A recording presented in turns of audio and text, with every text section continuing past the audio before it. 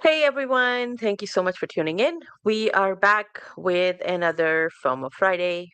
Really excited to dive into the markets. Just wanted to throw it out there. Anything that we do discuss here today is not financial advice, it's just for educational purposes. And of course, we get you here with the FOMO Friday, and we are the first ones to tell you also not to FOMO. So we are not going to be FOMOing into anything. We are just going to be looking at charts and making a sense of it. So excited to dive into the market. Seems like BTC currently today it's in a bearish pattern. It looks like it. And so lots of stuff is happening in the world. We had an MOU signed between Iran and USA. Let's see where that takes us. We were anticipating that markets are going to improve after that. In the last 24 hours, though, BTC is slightly up, right? Less than 1%. Ethereum is up a little bit as well, about 0.6%. And then XRP is down actually quite a bit, 1.39%. And then we have Hyperliquid that is up close to 4%. So there's been some interesting moment in the market. Some of the other plays, some of the, I shouldn't say smaller cap, but or small market cap, but actually market cap that's within the first top 100 market cap, right? First or the top 100 coins in the market. There's been some pretty interesting moments. Some coins were up close to about 10%, which is very interesting. Ethereum Classic was up close to 6% as well. And so lots of interesting stuff happening. So we'll go ahead and dive into the charts. I'm going to go ahead and add Bits of Wealth's charts up here. Bits, how are you feeling about the markets? Take it away, my friend. I'm pretty much a perma bull these days. So at least inside of the ranges, I'm having a lot of fun playing the longs. So this long from here to here was pretty fun. I'm currently seeing if I can't catch another long off of this kind of a similar level in terms of trend structure for BTC here. It is a little riskier here. It does have some downside pressure, but if there is a bounce coming and it's not taking the lows, this is kind of where that needs to happen. So for you bulls out there, I'm going to give you the bull case. If this is to find some way to go a little bit higher from here, then you're pretty much looking for a bounce here. There's some liquidity that started to build here below, but this structure here is very similar to what we saw back here, right? You had a push up, you came down, you corrected the entire move up, same as we did back here. Both of these, here's another interesting similarity here. I'll go back to the 1 hour for this. Another similarity here between both of these current moves is that they all happened after a Sunday pump. Sunday pump, Mm-hmm. Sunday pump, right? This one ran a little hotter into Monday, whereas the other one kind of went flat. But you basically had a Sunday pump, news-driven Trump rally tweet thing, and then the market then corrected all of that, swept the low of that entire move, based out down here, and then put in a slow chop higher, right? Mm-hmm. That's what happened there. We're kind of seeing the same thing here, right? You had like a Sunday pump that had initiated a move higher. We've now come down and we've taken out those lows. And same thing, we're kind of building a base here at that same trend support that we've seen here in terms of like diagonal. And you're trying to build out a base. So I think there's a very real opportunity for bulls to potentially get a bounce from here. Again, just look at this other structure, right? You had multiple touches to the downside. Eventually, you wanted a break higher that went above and then a pullback for continuation. Here so far, we've had two touches. We've had a bit of a break higher. Could this find some way to go higher? Maybe. What I'm currently looking for right now is going to look more like this, which is we know there's liquidity building below here, just as there was back here. Um, but I'm wondering if there's not a sweep that's coming that takes that out, doesn't go below this, right? So stays above that, but still comes and sweeps down.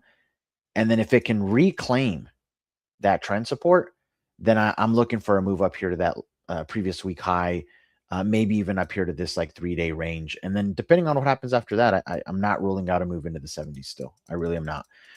That's the bull case. That's the case I have to entertain if we're talking about how does this bounce from here. Now, this 3-day range is still very, very important. I was, I'd be a lot more bearish. I'd be very bearish right now. I'd be so bearish right now that Lady Trader would look bullish if we had swept this level, but we didn't. They left it there just shy of it, and it's been bugging me. But if they had swept this level here, if we had gone above it and then failed and then made this same move, I would be so bearish. I mean, we'd be talking about levels down here. But because they left it, I'm having to entertain a little bit of a potential for that to come back. And the reason for that is, look, it's a 3-day range. It's a very clean 3-day range. We know Bitcoin likes to basically go sideways in these ranges, and then it pokes out one side of the range and then goes lower. So here you had this very clean 3-day range here. You can see here established by this 3-day candle, did not go outside of it and we've not gone below it either. So we've basically just been building inside bars, internal structure within this. A similar example that I can give you on BTC of why this matters is it does it on all time frames. But look, here's a weekly range. You had nothing but inside bars until what happened? Until you finally went outside of it. Here you almost did, right? It almost did, and then it pulled back, and then it finally went outside of it, and it went all the way across the range. Same thing over here. Same thing here. Bunch of inside bars, finally poked outside of that range, and then it went across, right? Same thing up here on a daily. It had a similar range up here on a daily time frame where, or was it the 3-day? One of these time frames up here had a similar situation where it was built a range, and then you traded inside of it until you poked outside of it. So what I'm looking for here is, can we be repeating essentially the same thing? And it just simply hasn't taken that range high. It just simply hasn't taken that range high. Maybe there's another move from here that finally takes it, and then that's what just absolutely nukes it. And then you've got the momentum to go down because you take out that range high there. There's also an interesting range on the 5-day as well, for you guys that like the whole turtle soup concept, right? Like the CRT method candle range, big directional candle down. This is a reversal candle here that closed inside of that previous 5-day.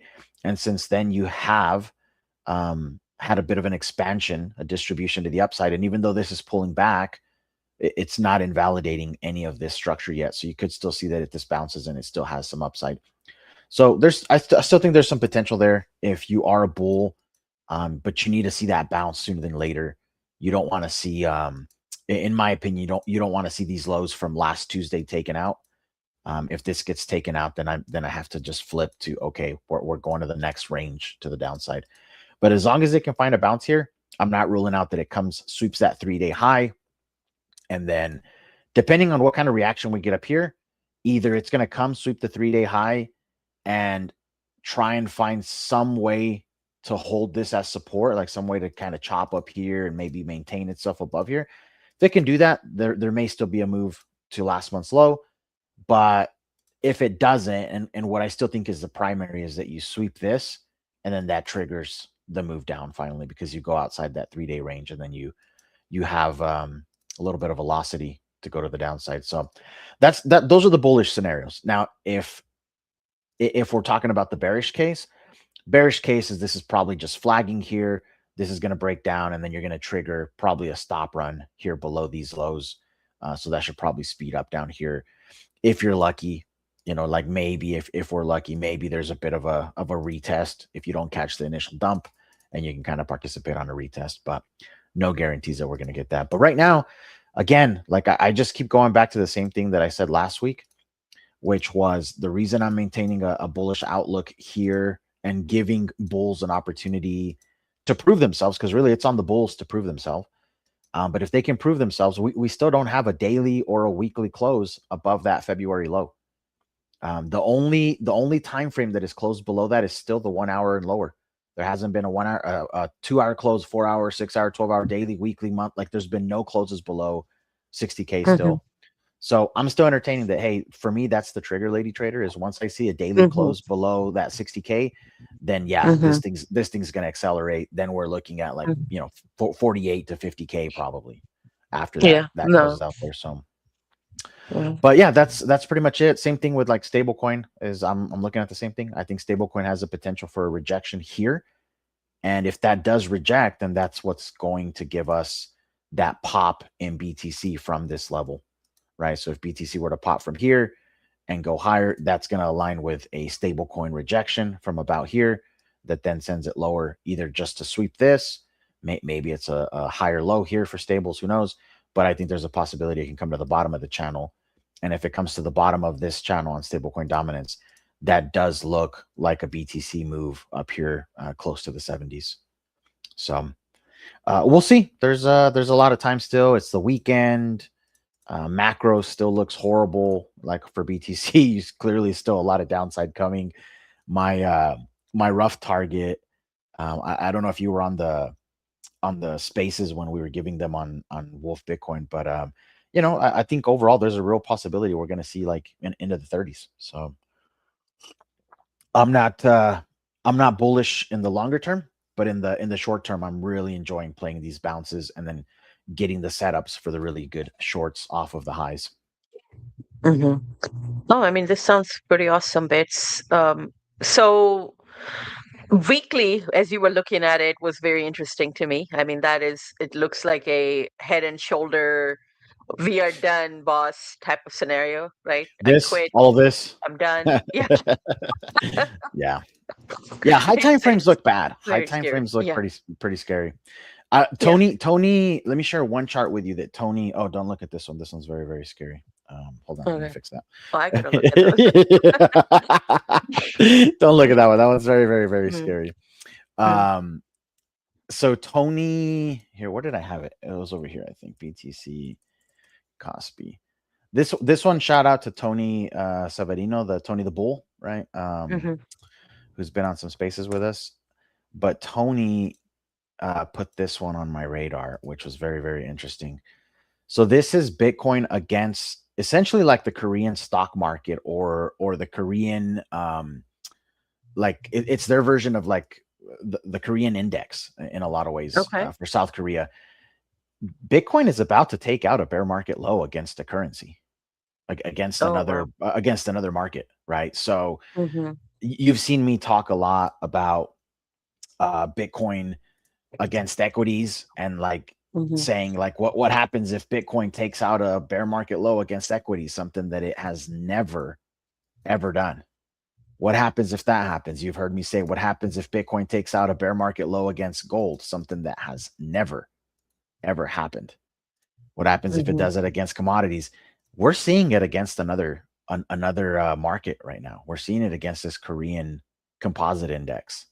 So mhm, I'm like part of what I want to work on in the coming week or so is I want to start looking at these other global markets and currencies and seeing if Bitcoin is doing this against other currencies or other markets. Is this the only one? And is there a domino mhm. effect about to start? Man, this is what I refer to when I say we need a really strong network. When you are a trader, you need to have a very strong network of other traders because this is where like the collaboration pays off. I mean, Yeah. who the hell is gonna sit down and think of, I'm gonna compare this to Korean stock I don't know. exchange? I have no You know, idea how he found it. this is why it's a blessing to have, Yeah. some of you in the network. I mean, I wasn't paying attention to BTC against gold last bull, and I mean, look at where it got me. I did not get my altcoin exit in time. Right. Bitcoin, because we were waiting for BTC historical data to play out, and I waited until October, but the altcoin market topped out a year before. And so this is why you need Yeah. to have really solid network of people because you're not going to be able to look at every single thing, and you have Correct. to be humble enough to know that we all have our strengths, and when you combine those strengths, it's incredible. So Yeah.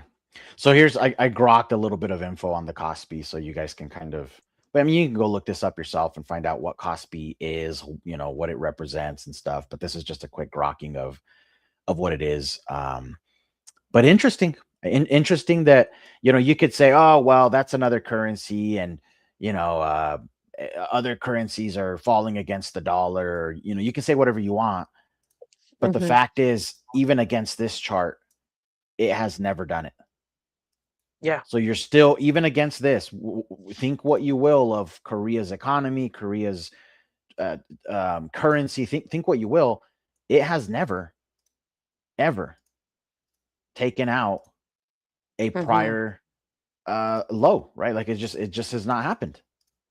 So Mm-hmm. even then, it is doing something that Bitcoin has never done before, ever done before. Mm-hmm. So this is interesting. Like this is the place for a bounce. If it doesn't bounce here, things are going to get ugly.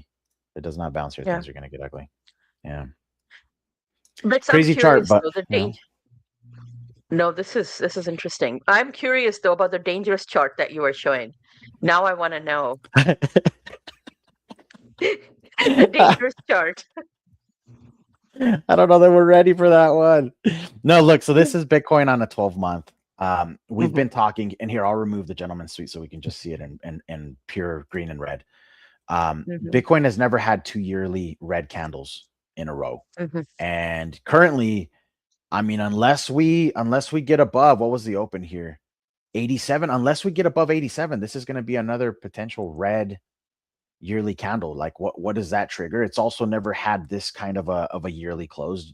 You talked about this a lot, Lady Trader, right? The way we Mm-hmm. closed last year. Mm-hmm. Bitcoin's never done that. That's an ugly close.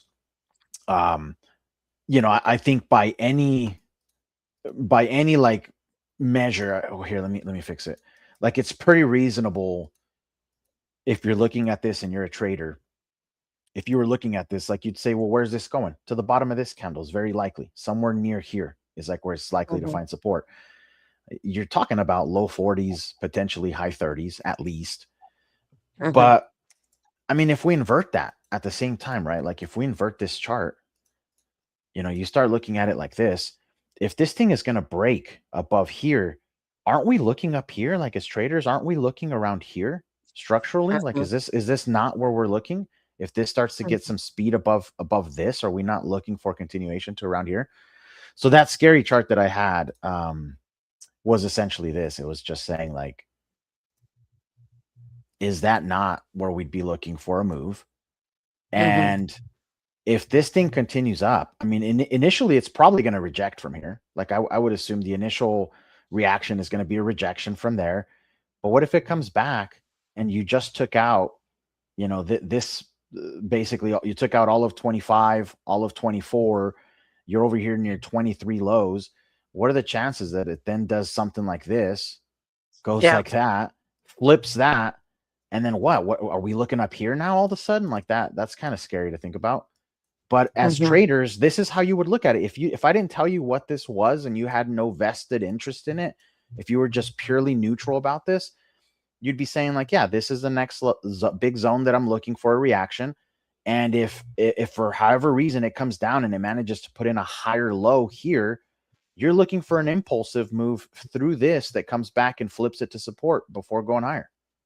Like any Yeah. any Yeah. any any trader would be saying this, right? So the crazy part is the numbers that a move like this would represent. So I'm not calling for this. Golly, I can already hear the freaking comments. I'm not calling for this. I'm not saying this is happening. I just thought it was an interesting observation that if we're getting Yeah.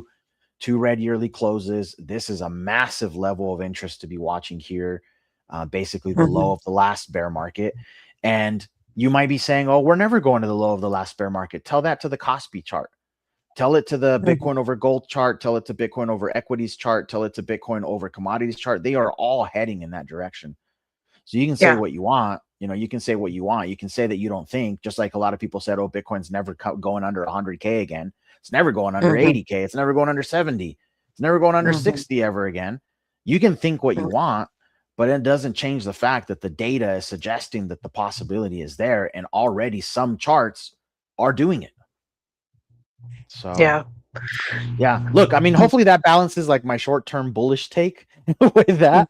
But it's like, look, in the short term, I'm the trader in me is happy to trade this stuff. The trader in me is happy to trade the longs and look for bounces, all that. But the longer Mm-hmm. term investor, the longer term holder in me is looking at these other charts and saying like, man, there's potentially something different this time that we haven't seen before. You look at that Bitcoin gold chart to me is also very interesting. Like this thing comes down and it takes that bear market low. the same way that the Kospi is currently doing here, where it's coming into that zone.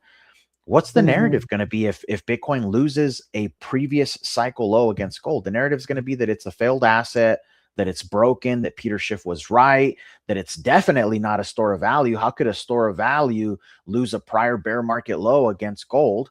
Like, all of those Mm-hmm. things are going to be what everyone's talking about. And then if that does happen, is it impossible that the next bull market sets a lower high? And Yeah. if that's the case, are we correcting a large super cycle against gold? And if that's the case, does that mean that Bitcoin also potentially corrects against currencies? Right. That's the big Mm-hmm. speculation and the big question. I don't know. No, I definitely agree with that. And this will also play out sort of in line with the historical data, um, but not fully, perhaps. So, what it could do is we are expecting the markets to bottom out at the end of the year, which, we can get to that previous candle, the previous monthly candle that you were looking at, or the 12-month Yep. candle that you were looking at the Yep. bottom of that candle. And then we recover from that slightly, you know, to give us an illusion of a Correct. reversal.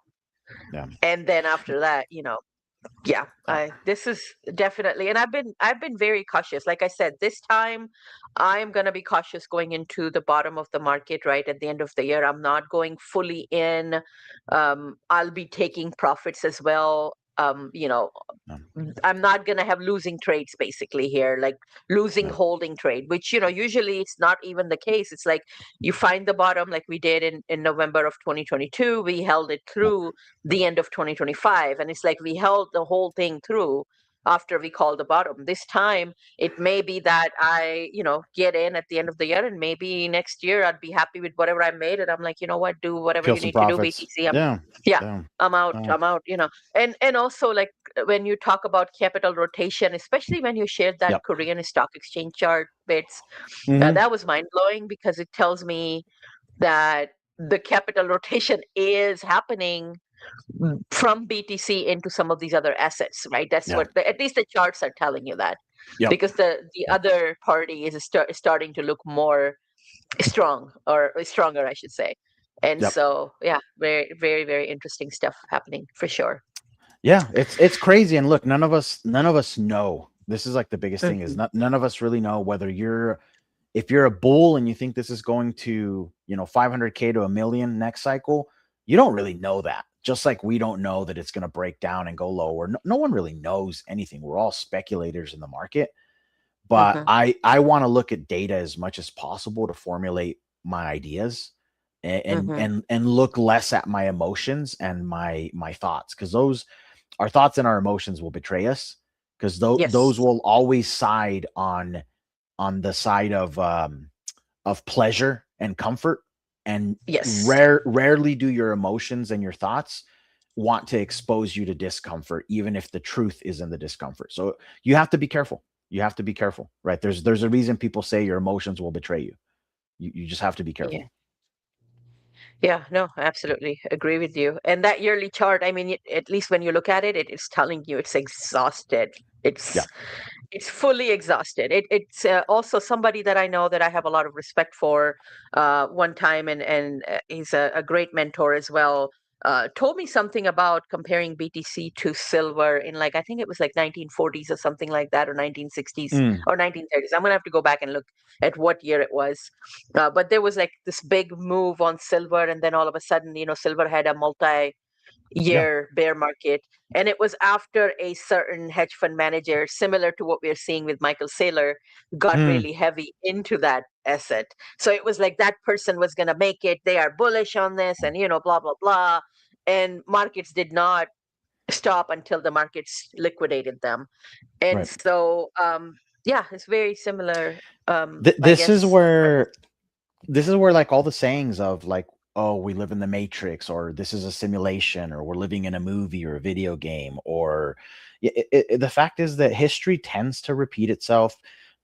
Like, our world outside of us changes, but people don't change. Emotions don't change. Our Hmm. motivations don't change. The things that make us greedy or fearful don't really change. Like, people are people, and as long as As long as humans are humans, we're going to keep repeating the same mistakes and the same things. And we hope that, we hope that over time humanity gets smarter and learns from its mistakes. But history has shown us that a lot of times we don't. We just keep doing the same stuff over and over in a different way. Yeah, no, absolutely. Well, love that, Bits. Thank you so much. That was a No. very detailed overview. I'm gonna go ahead. I see Sorry if I Nat. ranted. No, no, I mean we need this bit. Like this is what we are here for. And no, this was great. Absolutely great take. Net, are you ready? I see your charts up. Absolutely. How are you feeling? Y- Doing well, doing well. And a disclaimer, I don't have the best news for the Bulls here. But before we dive Yay. into the before we dive into the liquidity bits, that was such an amazing take. And I love that we come at it from different perspective, right? And I think that's so important, especially as a trader. You have to be open to different scenarios. And one in particular, the downside being a little deeper than some of us expect, right? Because I think we do have to be aware of the potential outcome even if it doesn't align with our biases, right? So I think the charts that you shared, that especially the ugly one, I'm glad that we touched on it because it is a possibility, and we need to be open to Bitcoin doing things, not the best things, or going down further than some of us expect. I think it's a great way for us to hedge our risk and just be open minded to what can happen. So I absolutely love that we touched on those things. And I saw that the last chart that you posted is kind of in line with what we were talking about, right? The percentage drawdown in the Bitcoin bear market, how it does like the 72 Yeah. plus. Some bear Hmm. markets were a little deeper, right? Like 83%. But the 72% would put us at the 35K target, assuming, the extreme levels don't come in handy, don't play out. And if they do, I see it as an opportunity. Who doesn't want Bitcoin at lower prices, right? Especially if you're looking to stack. But The people who all bought it right, at 120K don't want lower prices than that. They They're getting but smacked in the teeth right now, bro. They are hurting bad right now. yeah. I mean DCA, Did you guys see though? There was a news thing that came out. Sorry, I don't mean to interrupt, Nat, but maybe it can align with what you're sharing. But there was shoot, let me find it real quick. Here it is. Here it is. I found it. So a whale sold 800. Is that what it says? A whale sold 800 Bitcoin. Um, and I'll send it to you, Lady Trader, so you can look at it. But a whale sold 800 Bitcoin and walked away with a $35 million loss because they bought all 800 of these Bitcoin at 107,000 a coin about 7 months ago, right around November's top. And Christ. and they just sold it all today. All of it. Oh They my sold all of it god. in one chunk and walked away. So yeah. That's so I brutal, think dude. Wow. To be that guy.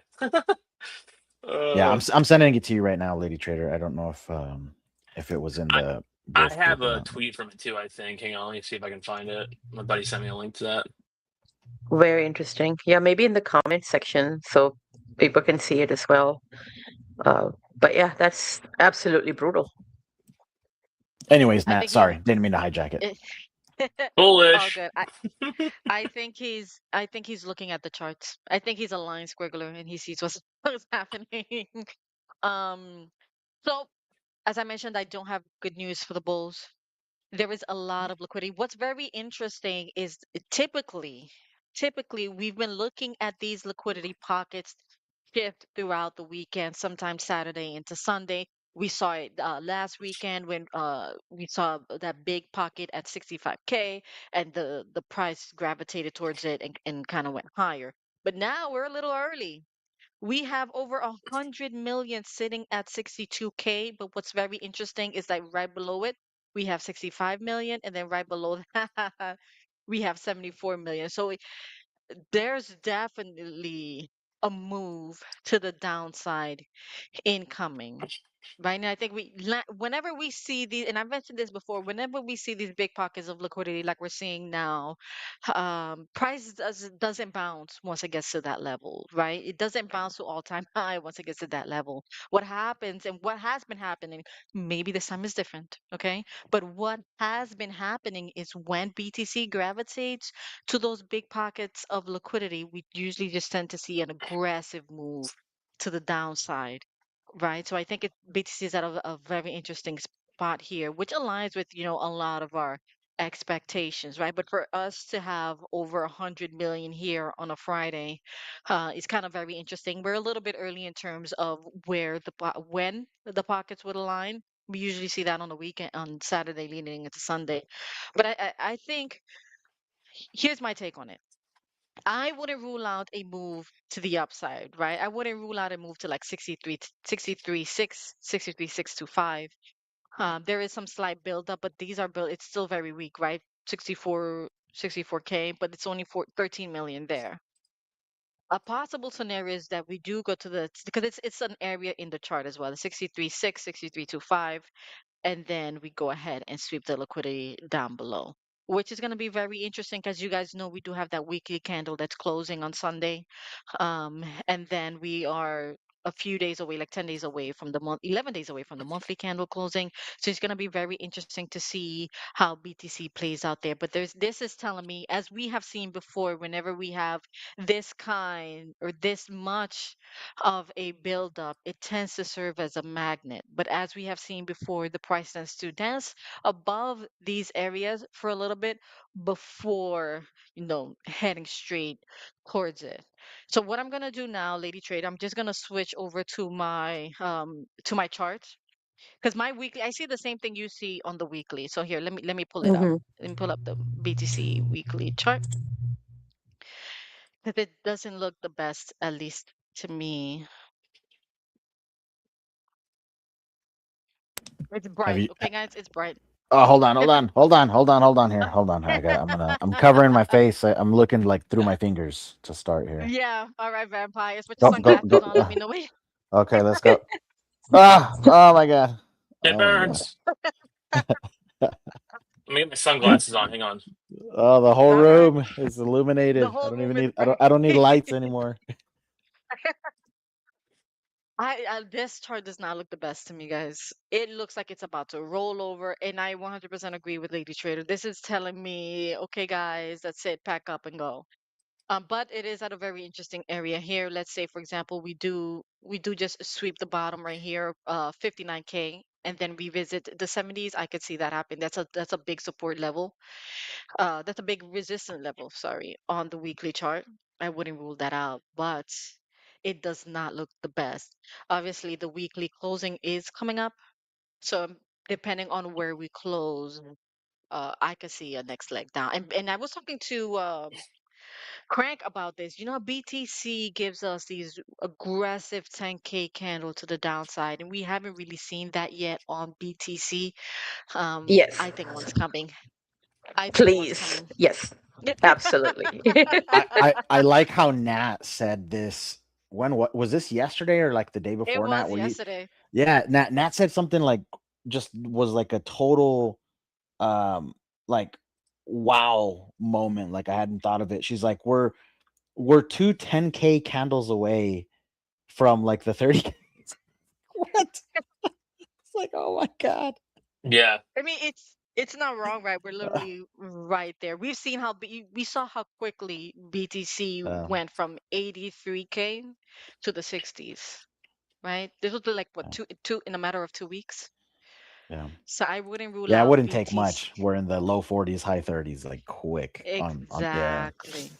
Hmm. Mhm. Exactly. So it kind of lines up with everything that we're talking about, right? But I think you did a great job breaking things down for us bit. So we're kind of all just looking at the same levels. I think for right now, for me in particular, I'm kind of looking to see where this weekly candle closes, right? I think if we close If it's a bearish closing, we close at 59K. I think we go lower. I think that's one of the scenarios, and that takes us to 50 or 49K. I Mm. think Bitcoin is really due for that 10K candle to the downside. And I know I might sound super bearish, guys, but I'm just literally just reading the chart, aligning it with the information. We see that the majority of the liquidity is building down below. Last week we touched on the double line that's been building. We grabbed some of it, and now we have this big pocket of over 100 million sitting at 62K. So it all lines up with what we're seeing, what the chart is telling us, what we're looking at, the timing.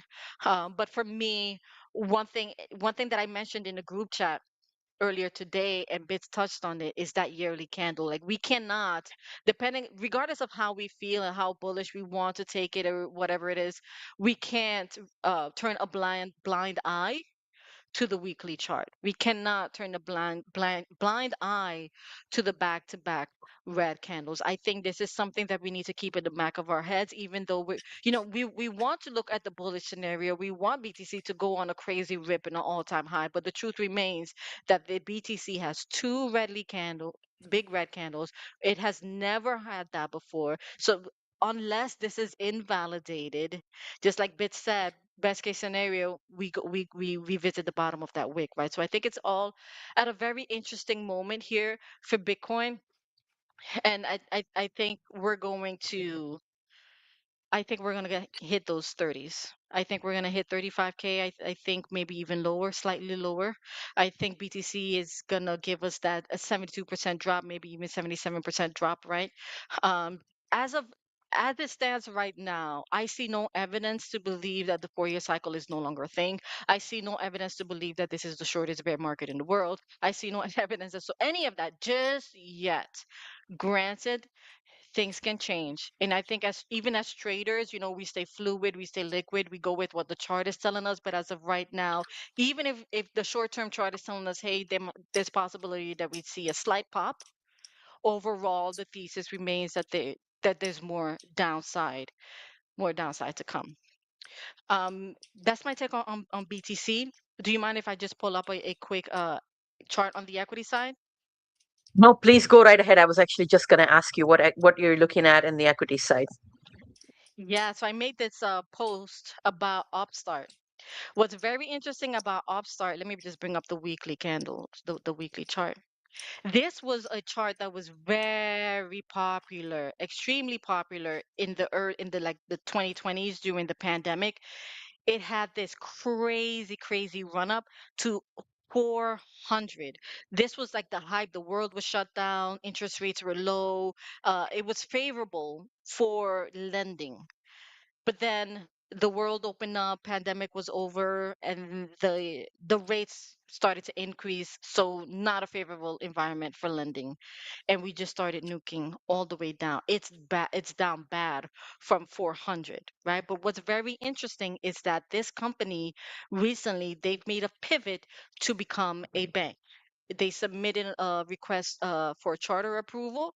So that's one thing that caught my attention from this. Because let's say, for example, if they do become a bank, it'll put it at a very interesting spot, along with the lending momentum that it has been regaining and the amount of cash that it's sitting on, as well as we have confirmed just on the TA perspective, right? We have confirmed this area, the 20s to be solid support. We also have a series of higher low. We have the rounding, lower highs or higher lows. Yeah, we have the rounding bottom, uneven butt cheeks. So it's going to be very interesting to see how it plays out, right? But keep in mind, it is below the 200 simple moving average on the weekly, and it's also below the 200 exponential moving average on the weekly. The 200 exponential moving average on the weekly, it's at 57.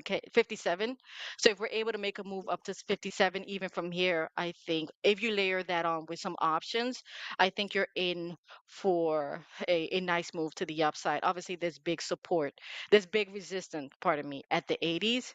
But if we compare this, and the other reason why I bring this up, if you guys remember Carvana was one of those. They did the similar move. It lost 90% of its gains. And then what happened? It started to slowly recover. We saw the similar setup as a weekly chart years ago. And what did Carvana do?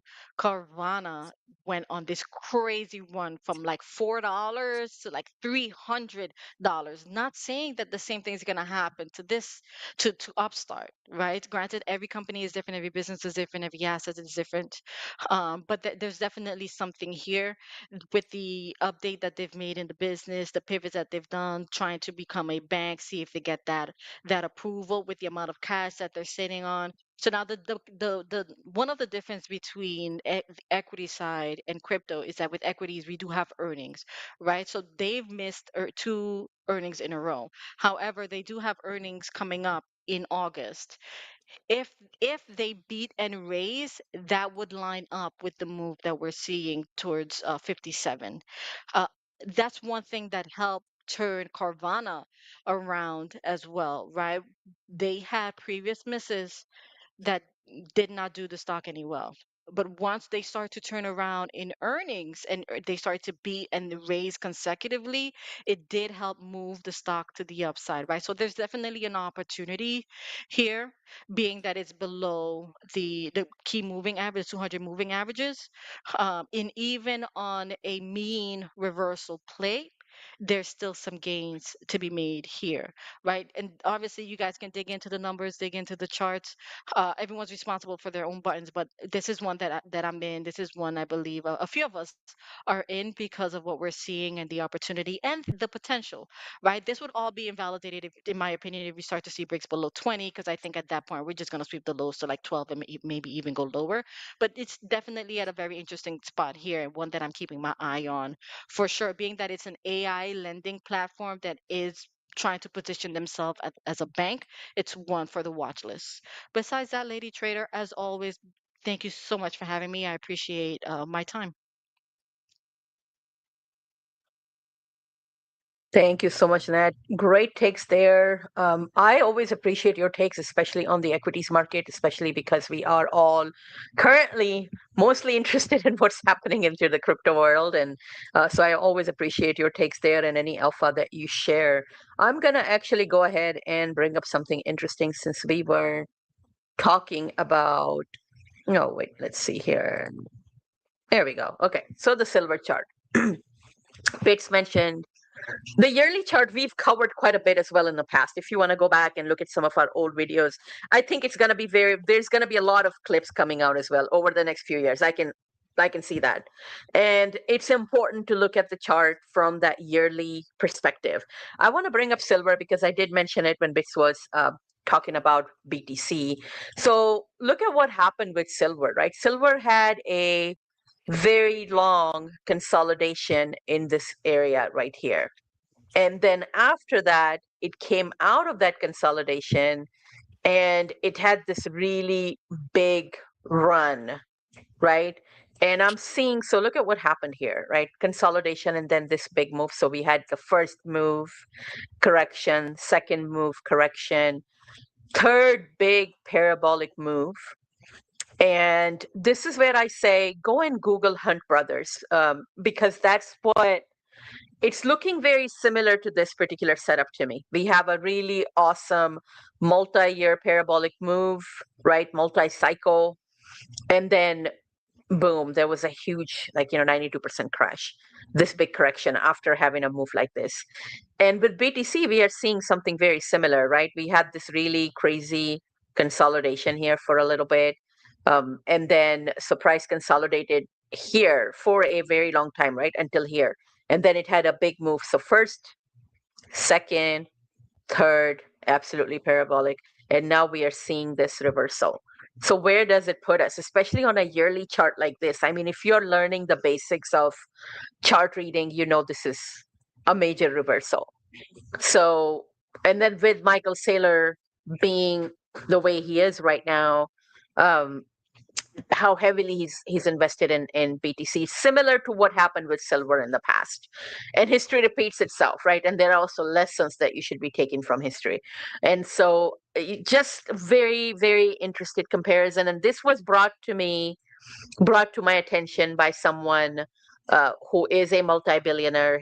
He's absolutely phenomenal with what he does. And when he brought this to my attention, I was like, okay, there's something here. I need to be paying attention. And he's been in the markets a lot longer than I've been. Like he's old enough. He's seen these ups and downs. So this is something that he has gone through. He was there. He saw this play out, right? So that experience beats anything. And so he basically witnessed this. He saw how this was playing out, and he said, "This is exactly what has happened. I saw it happening, and I think Michael Saylor is about to go through something similar." So that was his thought. I think it was absolutely legendary when he was talking about it. And so obviously going through something similar, you're going to take lessons. I'm looking at the chart and I'm going, okay, interesting. There's definitely something there. But actually going through this, watching it play out, that's a different story. So something to keep in mind, right? Is it going to be similar setup? Is Michael Saylor going to be written in history like those people who got impacted by silver? Time will tell. But definitely something that we should be open to as well, right? Because this was a multi-year, a huge bear market, but then it also gave you some beautiful entries for the next round. And if you all, which a lot of people in crypto believe there's a conspiracy against BTC, they, whoever they may be, don't want us to, buy Bitcoin and hold Bitcoin and hold it till it reaches million. Do you think if that's really a thing, are they going to allow you to hold your BTC here at these levels if there is a possibility that it could run into millions? Or are they going to make you sell everything and think it's over, and then they buy just like what they did with silver, right? Lady Trader, So yes. not sure if you know this about Michael Saylor, but imagine he got wiped out in a dot-com bubble because of some accounting issues with his company back then. So Hmm. Accounting imagine if he issues. gets Quote. wiped out. Yeah, Accounting accounting issues. Yeah, just to keep issues. it Yeah. nice. Just to keep it nice. So quote unquote Oh. Yeah, accounting not issues. fraudulent or anything, you know. Yeah, no, just accounting issues. Imagine he gets wiped out because he got wiped out at the dot-com bubble. Imagine he gets wiped out in Bitcoin. That would be something, wouldn't it? Sorry, Yeah. David G. If you're listening to this, David G, I'm sorry you can't get offended that Nat is talking about Michael Saylor, even though you went on a rant today with Landy about people that are talking about that. I mean, we're just stating the facts, right? Literally, if you just research it on your own, you'll be able to see that hey, Michael Saylor had some quote unquote issues in the dot-com bubble, and then there's Hmm. based on the pattern that we're seeing now on BTC, it'll be very interesting Hmm. to see if it does wipe him out this time. Maybe it doesn't, right? But there's something there. Yeah, yeah. No, absolutely. So I'm gonna continue my theory a little bit here on BTC on the 12-month chart. So this is the level that we are all watching, right? This is basically the low of the candle, which is in the high 30s. I'm looking at it. Nat is looking at it. Bates is looking at it. William is looking at it. Pretty much all of us are like, all right, there's something here. We are all coming to the same conclusion through some means. For me, there is multiple areas of confluence, right? We have this trend line here. We have the this setup here as well, the fib level on the yearly on the BTC index. Lots of great confluence, lots of great reason to believe that we are headed there, right? 13 EMA, I mean, you name it, everything is there. It's like a very big area of interest. It's like, how could price not go there? This is going to attract price like a magnet. It's happening.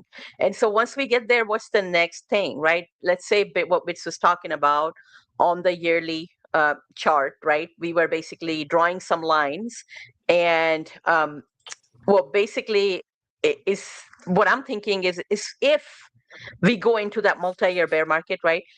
The way that it's potentially going to fool us is find the bottom here at the end of the year. We are all excited, yay, BTC playing out historical data. Maybe go here, right, up to this level next year, and then after that, then we can crash, and after that it's basically done. So these are definitely possibilities. So once we get there, like, this will be an area of interest to me. Can we get above this? If we are getting above it, can we maybe get above it here? But if it does not create this, if this does not break, I mean, it's over. It's game over. So, and I think we need a washout like this because there's just way too much scam. If we want BTC and crypto to flourish in the long run, we need to get some of these scammers out of the market. It's just too much out there that shouldn't be there.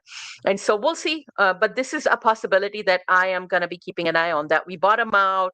Maybe we go up a little bit and there might be some sort of a fib level here. I'm sure like a 50% or something. I don't know what it would be.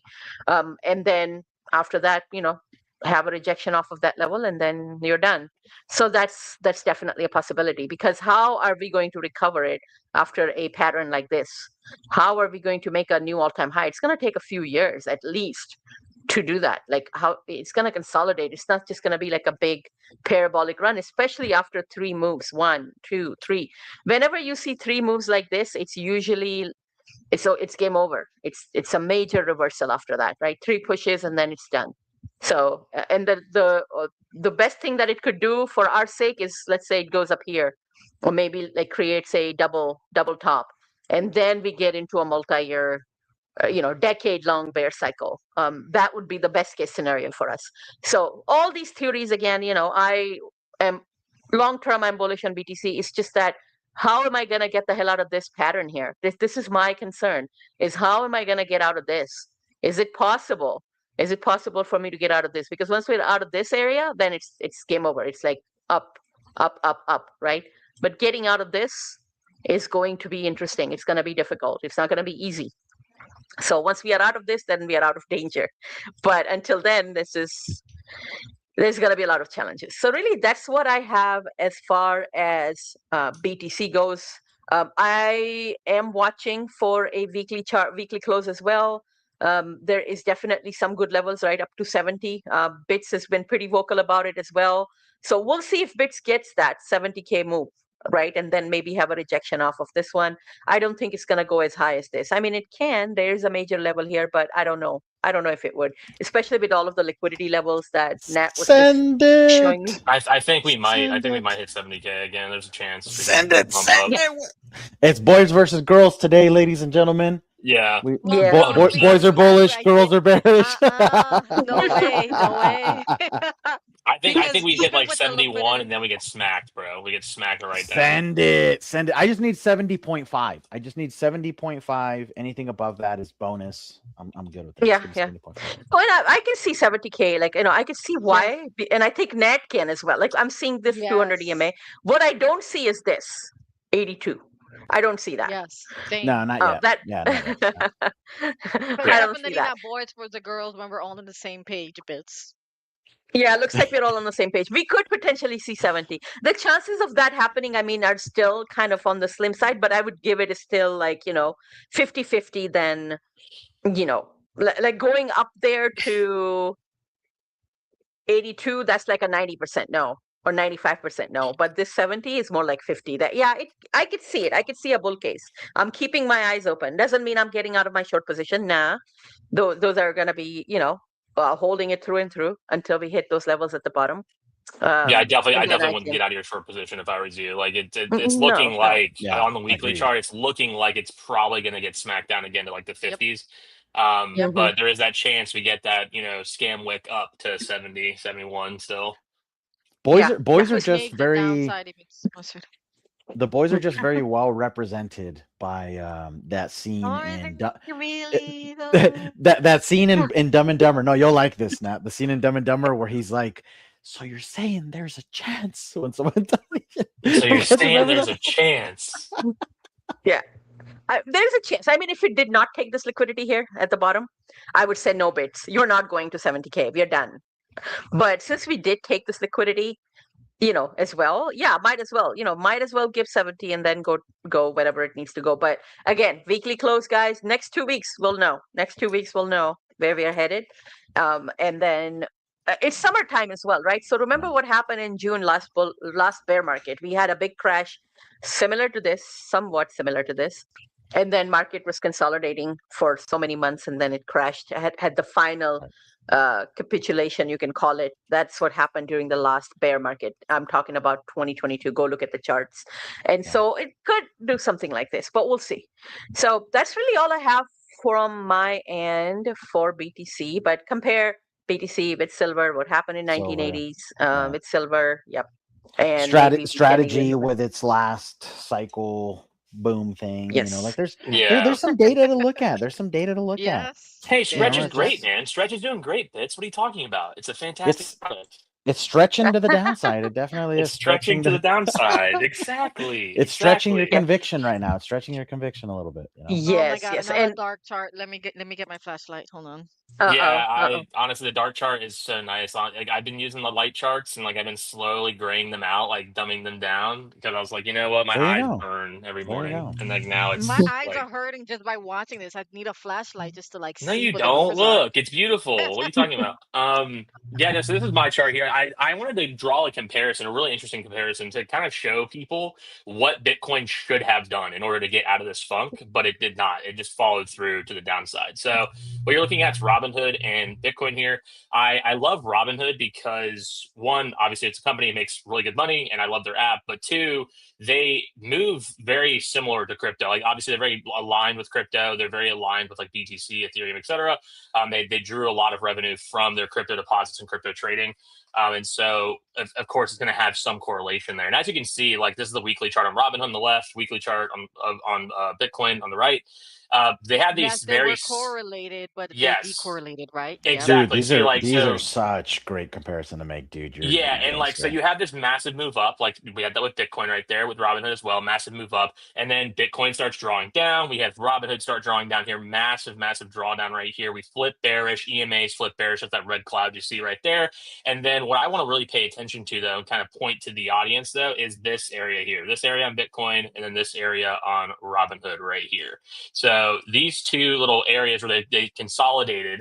I was keeping a close eye on because one, I'm very bullish on Robinhood, but I did take a lot of my profits on my trade here right when we crossed these EMAs. Came down. I was expecting us to maybe possibly break through EMA 200. That's that yellow line you have right here. But we were kind of holding here. We kept hitting the EMA 20, which is this thick white line above the red cloud there.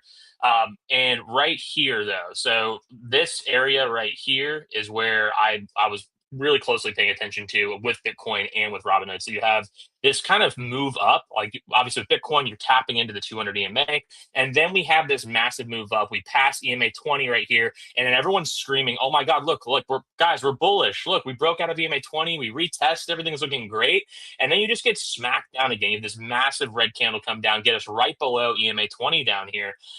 Meanwhile, Robinhood does the same exact maneuver. We get above EMA 20, gets smacked down again. We start consolidating, but then the massive divergence happens right here. You have this Robinhood with this nice green candle right here, breaking out of EMA 20, followed by that smaller red candle. And that's a great entry point, is this red candle here. You have this weekly candle catching on the EMA 20. We wick up, we don't close below the body of the previous candle, followed by what happens? A bullish candle, followed by that bullish candle and a breakout pivot there, followed by another move up here. So this is a very healthy chart, very healthy reversal here for Robinhood. And I would suspect we're probably going to see all-time highs or new highs for Robinhood in the near-term future. Like this is a clear bullish shift right here, guys. This is what Bitcoin should have done to get out of this bearish trap that we're in. But what happened? Bitcoin got smacked down and then never came back, guys. It went right below EMA 200, and now it looks like we're about to head even lower. And so I wanted to draw that comparison for the viewers here, because I think it's important that they're like, oh, why, what Bitcoin can go up from here, guys. It can go up from here. It's like, well, no, not really. The market wants it to go lower. Like that's exactly what's happening here. You have these EMA clouds, very bearish still. We're below EMA 200. We're below all these other EMAs, and it's just not looking good. And like you guys talked about, like there's obviously this massively important area down here for Bitcoin. Like you have obviously a lot of price action happening between 60 and 40K. Right here as well, around 70 and 56K for this range here. And so we're entering into this like kind of, I wouldn't say discovery, but like an area where there should be a lot of buyers to help pick up the price, maybe stabilize it. But I'm not sure. We'll have to wait and see. What I'm paying attention to, though, is these EMAs. I want to see these EMAs turn bullish. I want to see a cross of EMA 20, cross of EMA 200 before I can flip bullish again. It has to look something like the Robinhood chart here. Can you put BTC? Can you put BTC on a monthly really quick? Well, leave Robinhood on the weekly, but put BTC on a monthly. Yeah, look at that. It just crossed red. Could it be that Now, I was So gonna say, I what? wonder if BTC's lagging Hood and that, but Well, But no, what they Robinhood. look. So happened?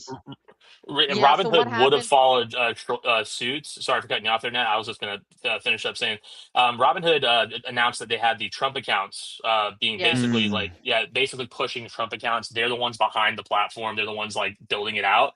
And so it stands to reason that they're going to get a substantial amount of revenue from these government contracts, from the government investments in the Trump accounts. Which shout out to my Yeah. daughter. I'm getting her a Trump account right now. So And this was actually tweeted from the White House page as well on X if you guys want to look at it. So around the time they got they depegged or decorrelated was around the time when they announced the Trump account, when the White House mentioned them on a tweet, but also an insider loaded the boat as well at 80, and every time it tried to wick down they would buy more. So there's a lot of bullish momentum on Robinhood that helped decorrelate it from BTC. But I did send bits, and I mentioned it on Spaces like a few months ago, which is why I was hesitant on Hood, because for a long yep. time they were correlated, they were moving similarly. But with the news, and this is why I mentioned sometimes with equities you have to pay attention to the news more, because the news can tend to move stocks in a different direction. Not really with BTC, right? Especially when BTC is in a bear market, regardless of who's buying,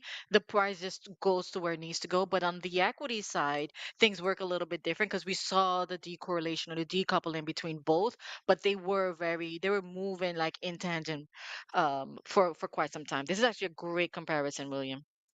thank you. Yeah, I Awesome. noticed it and I was like, yeah, like I had to like, I don't know, bring it up to myself. One, I was like kind of analyzing it and I was like, wait a minute, like, is this the best time to like get back into Robinhood? And I noticed the comparisons in the charts and the similarities, and I was like, oh wait a minute, like this is actually a really neat aspect to possibly point out for the show.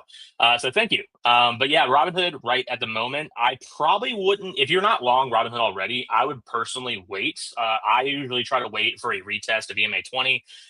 So maybe like you get a red candle followed by some touch of the clouds here between EMA 9 and 20. And then maybe we see some continuation there. But personally, I'm going to keep a close eye on Robinhood. I made some money on some calls on the Wolf Trading Spaces last week. I bought a bunch of $100 calls on Robinhood back in like a couple weeks ago, maybe, and did very, very, very well on those. I made like I think 600% total profit on that, which was awesome. Also been trading prediction markets on Bitcoin, the 15-minute prediction markets on Kalshi, and have already jumped that portfolio up like 400%, which is awesome. Just shorting the ever living piss out of Bitcoin on prediction markets, and it's been going great. But I'll throw it back to you, Lady Trader. That's all I had for today. Deepin is in a very dark place still, from the last show I talked about. Deepin is not doing well. The only token in Deepin doing well is actually GeoNet, so I'll bring it up really fast. Why not? This token right Sure. here is like the only token actually doing well. And granted, That's it not does bad. look yeah, No. well, exactly. Like this is throughout like all of this bearishness. Like we've actually stabilized and held very well down here in the 14-cent range for GeoNet, and then you get this massive pop up. So the buyback and burns and the increasing revenue are clearly working. They're having an effect. But the big drama this week was Helium. Man, Helium got freaking smoked. Watch, look, this token's 27 cents now, guys. Whoa. It's insane what's going on with Helium. HNT is the Yeah, ticker? H&T, baby. I'm gonna go pull it It up. just got Yeah. wrecked, man. There's just no bid in sight. This thing cannot catch a bid.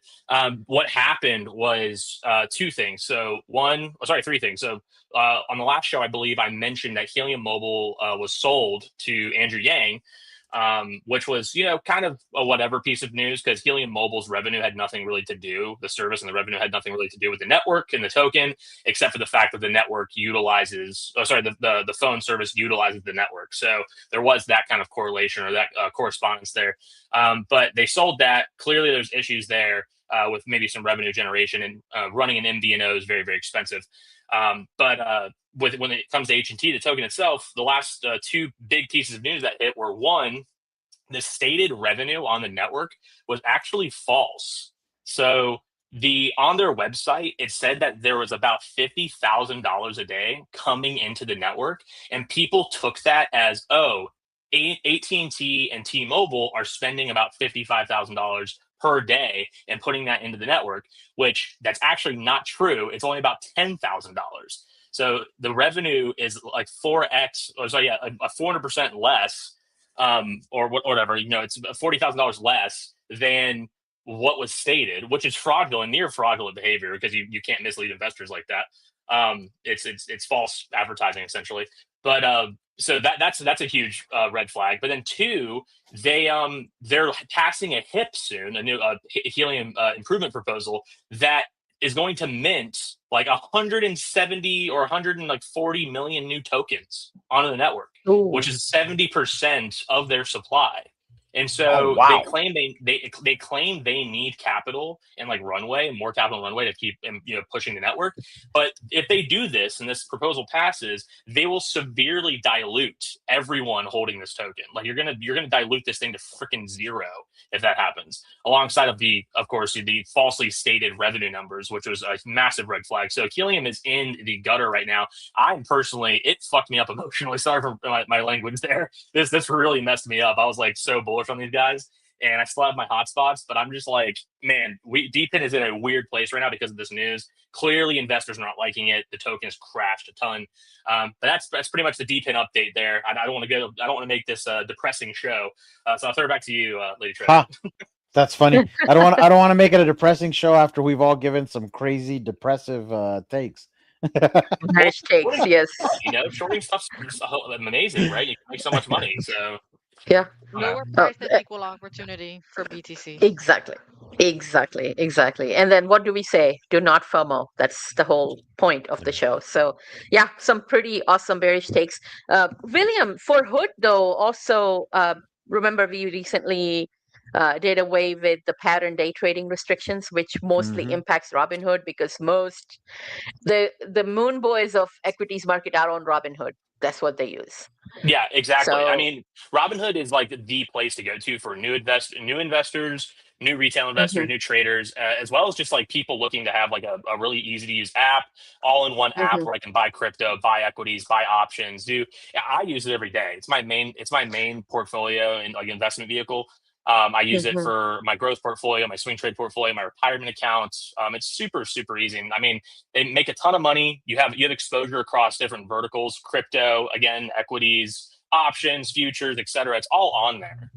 So I just think mhm. that you can't really look past that. Like they have such a massive hold on the market, and if you're bullish at all on crypto, like I think Robinhood could be a better play in that regard. Yeah, I think Mhm. also Bull and SoFi, we were talking about it in one of the group chats. And I think Bull was actually one of the charts, Lady Trader, that we covered a few weeks ago. So Webull and Robinhood, they've both been getting a lot of attention lately because of the PDT rule. And I think we actually covered those two charts the day the to end the PDT rule was announced, Was it right? So I effect? think Yeah. yeah. Yeah, so I think those two, including SoFi, what's been going on with SoFi is that the CEO he has been buying a lot of shares, right? So something to keep an eye on. And Bull, it is at $7 now. I think last time we covered it on your show, it was about 6. So it's been moving nicely there. But definitely Hood, Webull, and SoFi lately, those three has been Mhm. gaining some momentum. Love that. Appreciate you, Matt. All right. Well, this was really all for today. I'm going to get some final thoughts and comments from everyone, like we always do. Make sure that there wasn't anything that was like, oh, I forgot to talk about this particular thing. So we'll go ahead and get started with that one. Bits, you can go first. Any final thoughts or comments from you? I don't know what to add. I mean, a great space, good takes. Mhm. Um, maybe what I will add is for those watching this or listening to it, um, don't mistake our talking about lower levels for just perma bear or blind fudding or anything like that. It's just, look, you have to consider both sides. I think you have to consider both Mhm. sides. You got to look at the data.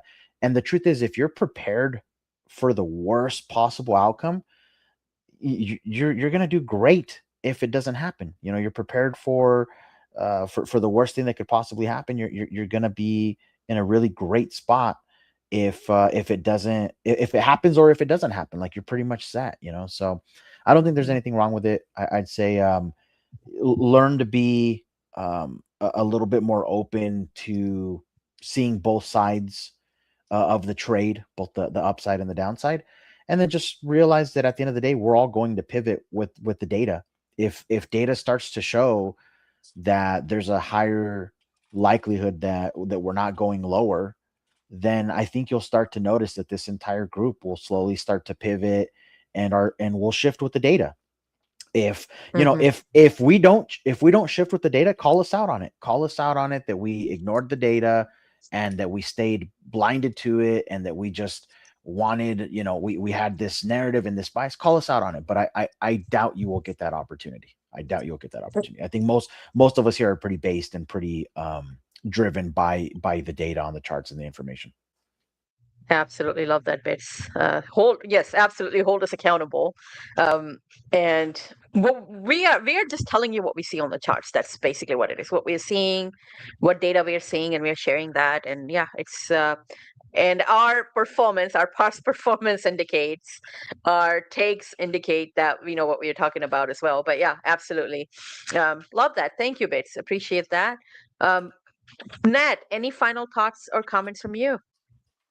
Yeah, just keep an eye out at 62K and 61K, tons of liquidity there. So even if we go slightly higher, the price is going to gravitate to where the biggest pocket of liquidity is because it's serving as a magnet now that it's above that 90 million uh price point or liquidity number.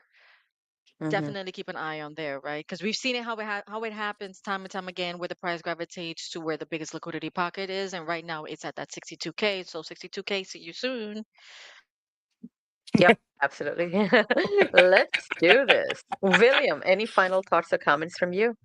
Yeah, I mean, everyone just, stay bearish. Love y'all. Peace out. Just kidding. No, I honestly, agree with everything said. I think that you just have to be really impartial when you are trading slash investing. Don't use emotion to guide yourself. Don't use, a cult like mentality of, oh my God, this thing is the best asset ever, or like this is going to change the world, yada, yada, yada. Because yeah, you might be right sometimes, but majority of the time you're probably going to be wrong. You're probably going to lose money. So just look at the data, look at past performance, look at the technical analysis, look at the fundamental analysis. Maybe it's a real business you're looking at investing in, and you can look at the fundamentals and say, okay, like I believe this will succeed for X Y reasons. And then be ready to ride the volatility, But I think a healthy use of data, technical analysis, and impartial thinking, non-emotional analysis is the best. I mean, like Bitcoin, for instance, I am like a perma on Bitcoin, but at the same time, I'm not stupid. Like I'm not the guy that's like, oh, this thing is going to the moon forever. It's only going to be up only. Like no, like it just based on data. Like and everyone up here agrees. Like we think it's going to go lower. And guess what? If we're wrong and it blasts off, we're happy to be wrong, guys. Like we are ready for that. It's okay. So like I personally hold a small spot bag still. I've let go a lot of my Bitcoin over the past year because of this downtrend, but I'm looking to buy back in at lower prices. So yeah, stay impartial, keep your analysis not emotional, and then I guess we'll see you guys next week. Thank you. Thank you so much, William. Thank you, Bits and Nat. Also, I will mention that pretty much most bears that I know, or people who are bearish right now, are permabulls in the long term, right? That's basically what we all believe in. It's just Yes. unfortunate. So no, it's unfortunate that we have to go through these, right? These events, these bearish times to get better value. That's another thing too. If you are permabull, you should be welcoming those lower prices because that's when you can position yourself. So yeah. It's really funny, lady, Agree. is that people max capitulate at the bottom. Like they basically like leave at the bottom. They're Hmm. like, oh my God, I can't stand all these losses anymore. I have to get out of this and save the rest of my money just in case it keeps going lower. And then that's like the Hmm. best spot to buy. It's where they let go and it just like lifts Hmm. off without them. And they're like, man, oh my God, I should buy back in. I'm gonna wait to buy back Yeah. in until it goes lower. And then it just runs up to $150,000. And they do the same thing again. They get emotional, they buy in at the top and they lose all their money. It's just like a rinse and repeat cycle for them. Endless cycle until you make a mental shift in not trading with your emotions and instead trading with the chart. Yeah, dude, it's Yes. brutal. It's brutal. It's a brutal Yep. lesson everyone learns. Yeah. It was an expensive Uh, lesson for me back in the day. I learned that lesson many times over back in the day. So, I think but I long gotta term. get going, guys. My baby's crying, so I gotta go feed her. But great hanging. all right. All right. Oh my, Thank you. Take care. William sounds Yeah, like well, me on the spaces. Gotta feed my baby. That's so beautiful, William. It's beautiful. I did wanna Mhm. add real quick, guys. on the equity side, one quick alpha. I've been talking a lot about Keel on Spaces, Kell. They're building 5 different data centers, and data centers have been the hot narrative. So on June 26th, they will be added to the Russell 3000. So keep an eye on that. Again, ticker symbol Kell. And on Bitcoin, I think you said it very well, Lady Trader. I think long term, a lot of us are expecting higher prices for Bitcoin. I do Hmm. see Bitcoin at 200K at some point in the future. Yep. Nat, is it Keel, Keel, or is it Kell? Because I don't see a Kell Yeah, so it's in the US. Keel. Sorry, Okay. Keel. Wow. Okay. So market cap is 3.8 bill. Oh my goodness. Okay. Man, this looks good, Nat. Thank you for this. Look at the Yeah, market cap. yeah, and they're going to be added to the Russell 3000 on the 26th. They're building 5 data centers. They're doing some amazing things, and they have the one of the data centers that they're building as well is in Canada. So something to keep an eye on. I think this is going to be a big player at some point, right? Because we're seeing the narrative shift, right? First, we saw the narrative all around like AI companies. Then we saw the narrative now around semiconductors companies, and I think at some point we're going to see a big narrative around data centers, and we're seeing that slowly, but I think it's going to be even great at a greater scale sometime in the future. I love this one. No, thank you. Definitely. I even sent a message to some of my friends as well who do mostly stocks. So I'm like, hey, look at this one. This looks really neat. Thank you for the alpha. Thank you, everybody, for tuning in. We will be back again, hopefully next week with another FOMO Friday. Have a good rest of the week and weekend coming up. And yeah, let's see what happens. Thank you. Bye, guys. Bye.